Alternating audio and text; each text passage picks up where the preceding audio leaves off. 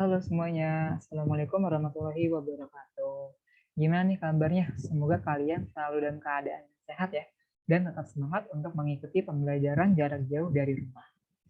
Oke, untuk video kali ini merupakan video terakhir di pembahasan yang pertama ya, atau di bab yang pertama mengenai pendapatan nasional.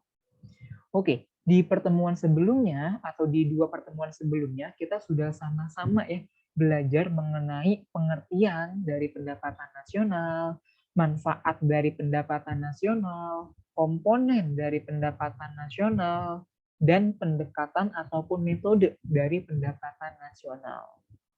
Nah, untuk video kali ini kita akan membahas dua, yaitu pendapatan per kapita dan distribusi pendapatan nasional.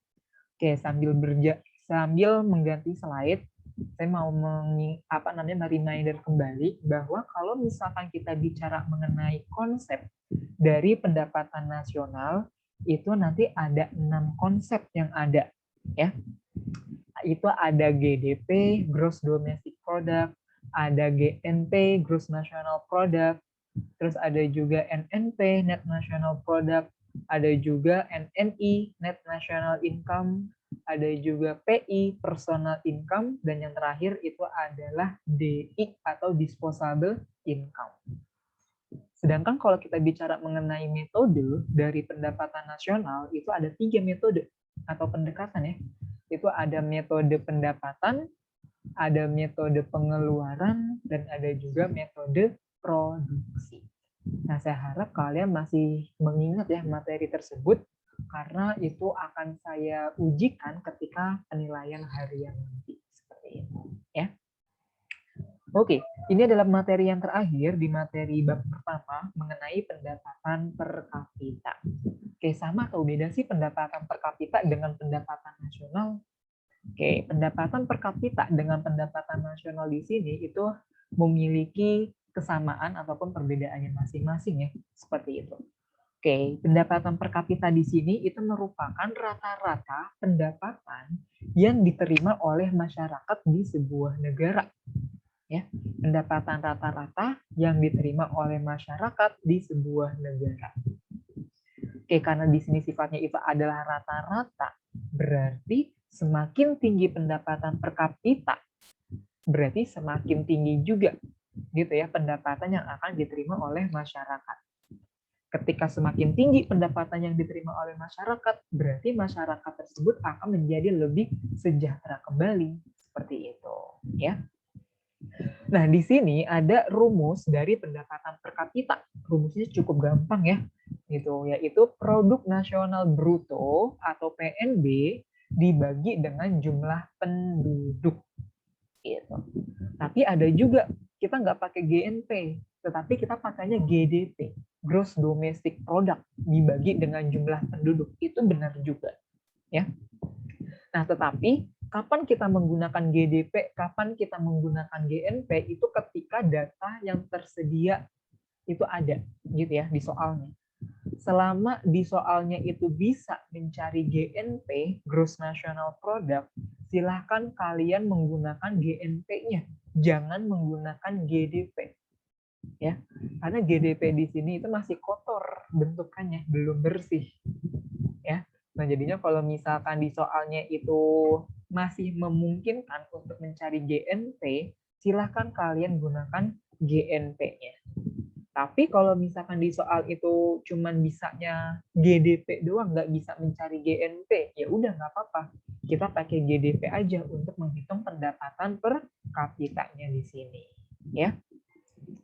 Nah, kemudian penghitungan dari pendapatan per kapita di sini itu memiliki beberapa manfaat ya di dalam perekonomian seperti yang pertama, kita dari pendapatan per kapita di sini kita bisa melihat perbandingan kesejahteraan masyarakat antara satu negara gitu ya dengan negara lain gitu dari satu tahun ke tahun yang lain seperti itu. Jadi kita bisa melihat nih, oh ternyata di tahun 2019 sebelum adanya pandemi COVID, pendapatan per kapita Indonesia itu tinggi.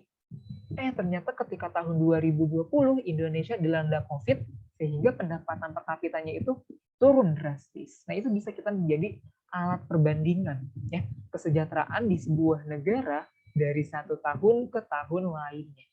Seperti itu. Oke, yang kedua itu adalah menjadi data perbandingan tingkat kesejahteraan suatu negara dengan negara lain.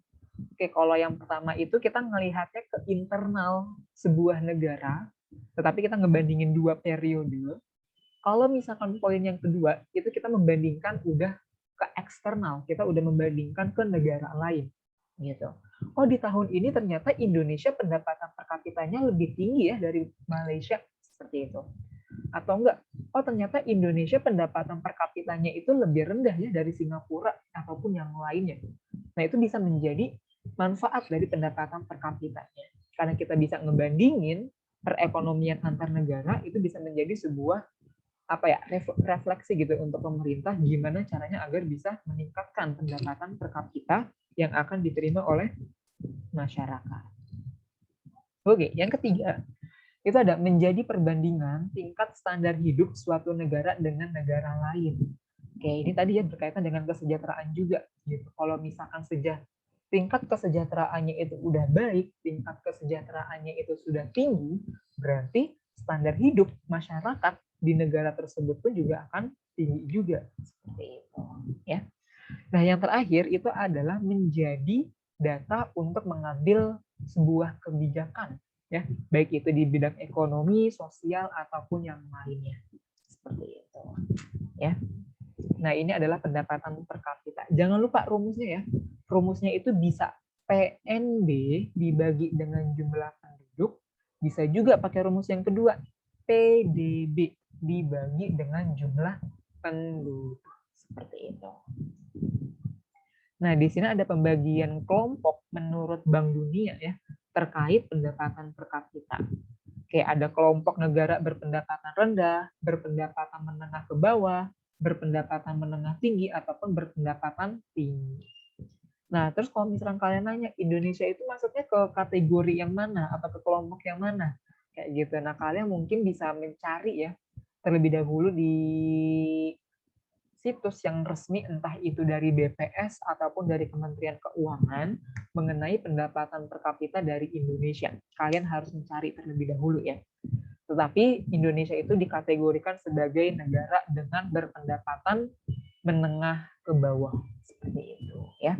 Nah, berarti kalian bisa mencari nih pendapatan per kapita dari Indonesia tahun sebelumnya ya, tahun 2020 di website BPS ya, Badan Pusat Statistik atau enggak di Kementerian Keuangan. Gitu. Oke, yang kedua, ini adalah materi yang terakhir mengenai distribusi pendapatan nasional. Oke, tadi setelah pemerintah atau sebuah negara sudah menerima pendapatan dari masyarakatnya, berarti pemerintah di sini tuh harus melakukan distribusi kembali kepada masyarakat. Seperti itu, ya. Nah, di sini tujuannya itu untuk apa? Tujuannya itu untuk melihat apakah pendapatan yang diterima oleh masyarakat di sini itu udah merata atau belum. Seperti itu. Kalau misalkan pendapatannya itu sudah merata semua, itu bagus banget ya.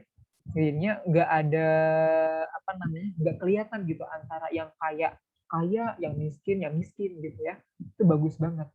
Tetapi kalau misalkan distribusi pendapatan nasionalnya di sini itu nggak merata ataupun timpang, nah inilah yang menjadi sebuah permasalahan, ya baik itu di sosial ataupun di ekonominya. Itu sehingga pemerintah itu harus mengambil sebuah tindakan untuk mengatasi permasalahan tersebut. Ya. Oke, distribusi pendapatan nasional itu merupakan suatu pokok pembahasan pada ekonomi makro yang sangat penting karena akan berkaitan dengan keadilan pembangunan. Oke, jadinya distribusi pendapatan nasional di sini berarti ya adanya penyaluran kembali dari masyarakat kepada masyarakat, ya, dari pemerintah kepada masyarakat, dan pertumbuhan di masa yang depan. Nah, untuk mengukur ketimpangan ya pendapatan nasional bisa menggunakan dua alat atau dua instrumen. Oke, instrumen yang pertama apa? Nah, instrumen yang pertama itu adalah kurva Lorenz. Oke, di mana kurva Lorenz di sini sama seperti bentuk kurva lainnya ya. berarti ada sisi vertikal atau yang tegak, ataupun sisi horizontal ataupun yang tiduran. Oke, di mana sisi vertikal itu merupakan persentase pendapatan nasional. Oke, persentase kumulatif pendapatan nasional. Sedangkan sisi horizontalnya itu adalah persentase kumulatif dari jumlah penduduk. Seperti itu. Oke, kalau kalian lihat di dalam kurva Lorenz di sini itu kan ada garis yang berwarna abu, oranye kan ya? Oke, atau bisa disebut sebagai garis diagonal. Garis diagonal itu fungsinya apa sih? Garis diagonal di sini itu bertujuan untuk atau sebagai patokan sebagai garis pemerataan pendapatan. Ya. Garis pemerataan pendapatan. Jadi yang disebut dengan kurva Lorenz itu bukan garis diagonalnya, melainkan garis yang ada di bawah dari garis diagonalnya. Seperti itu. Oke, garis dari kurva Lorenz di sini itu bergerak ke bawah, ya, bukan bergerak ke atas dari garis pemerataan. Oke, kalau kalian lihat semakin jauh kurva Lorenz dari garis diagonal itu menandakan bahwa adanya ketimpangan. Semakin jauh kurva Lorenz dari garis pemerataan, berarti semakin timpang pendapatan nasionalnya. Tetapi sebaliknya, kalau misalkan semakin dekat antara kurva Lorenz dengan garis pemerataan, berarti semakin merata pendapatan yang diterima oleh masyarakatnya. Seperti itu, ya. Ini perlu kalian ingat-ingat tuh ya. Semakin dekat berarti semakin merata, tapi kalau semakin jauh semakin tidak merata. Nah, kemudian ini adalah materi yang terakhir, yaitu mengenai koefisien indeks Gini. Oke, indeks Gini di sini itu memiliki nilai rentang dari 0 sampai 1. Jadinya kalian nggak usah nanya apakah nilainya itu bisa minus. Jawabannya adalah enggak. Apakah nilainya itu boleh lebih dari 2? Jawabannya juga udah pasti, yaitu tidak. Ya, rentang nilai dari indeks Gini itu adalah 0 sampai 1. Nah, 0 di sini maksudnya apa? 0 di sini berarti tingkat pemerataannya itu hampir sempurna. Gitu ya. Kalau misalkan 0 berarti tingkat pemerataannya hampir sempurna. Tetapi kalau misalkan mendekati angka 1, tingkat ketimpangannya itu tinggi. Ya. 0 itu hampir merata, sedangkan 1 itu ketimpangan yang tinggi. Seperti itu. Ya. Ketimpangan kalian tahu kan ya, berarti ya timpang gitu, nggak balance atau nggak berimbang. Jadi kalian bisa ngeliat tuh, oh ternyata di negara A kelihatan banget ya antara orang kaya dengan orang yang lemah gitu. Nah, itu yang disebut dengan indeks Gini yang mendekati angka 1. Tapi kalau misalkan indeks Gininya itu mendekati angka 0, itu hampir merata. Jadi kalian itu agak susah ya untuk menemukan antara orang yang kaya banget dengan orang yang lemah akan finansialnya gitu. Nah, di sini itu ada klasifikasi indeks Gini ya, ada 3 klasifikasi, ada yang kurang dari 0,4, ada rentang 0,4 sampai 0,5, dan ada juga yang lebih dari 0,5. Seperti itu ya. Oke, sampai di sini nggak ada yang ditanyakan ya. Kalau misalkan kalian masih bingung dari penjelasan yang sudah saya buatkan di video ini, silakan kalian tanyakan ke saya. Gitu ya, bisa melalui email ataupun bisa melalui WhatsApp. Seperti itu. Nah, jangan lupa setelah ini kalian dilanjutkan untuk mengerjakan latihan soal sebanyak 10 soal pilihan ganda, dan di pertemuan selanjutnya kita akan membahas mengenai teori dari pertumbuhan ekonomi. Seperti itu ya. Jadinya selesai video pembahasan kita di pertemuan ini. Mohon maaf apabila banyak kekurangan dari video yang udah saya buat ini. Saya akhiri, wabillahi taufiq wal hidayah. Wassalamualaikum warahmatullahi wabarakatuh. Terima kasih semua.